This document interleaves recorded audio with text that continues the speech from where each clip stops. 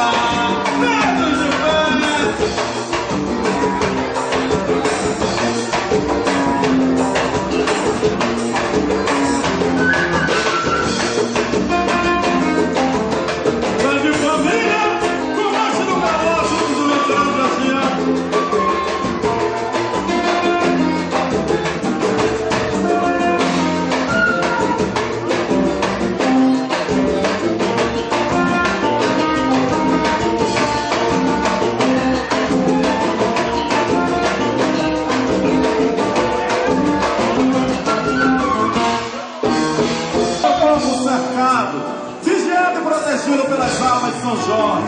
São Jorge, sentou praça na cavalaria. Estou feliz porque eu também sou da sua companhia.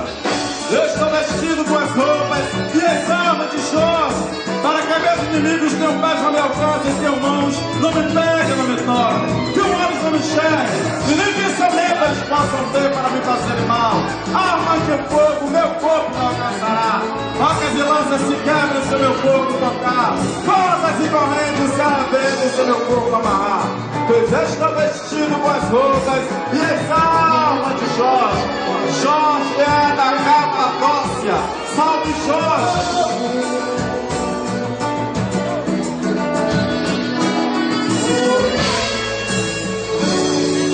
Eu te amo. Sou descendente sou soldado do mundo, o devoto da sede, essa legião de Jorge.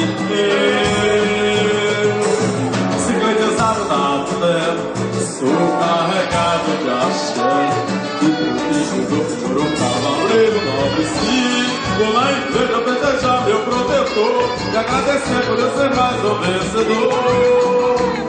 Nas lutas, nas batalhas, sim, vou no terreiro pra bater o meu tambor. Bato cabeça, firmo ponto, sim, senhor. E o canto é pra o guerreiro valente que cuida da gente que sofre demais. E ele vê que é onde ele pensa, demanda de gente que vai. Cavaleiro do céu, escudeiro e eu mensageiro da paz.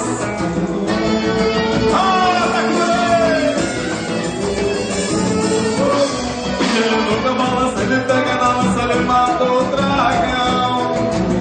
É que não confiança pra uma criança virar o rei. É uma esperança que traz abonação pro meu coração.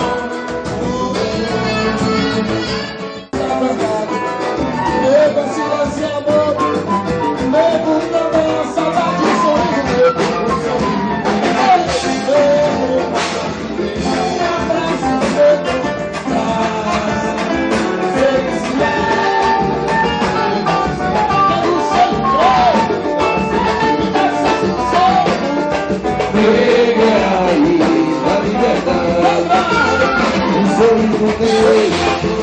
Um abraço dele, um abraço dele,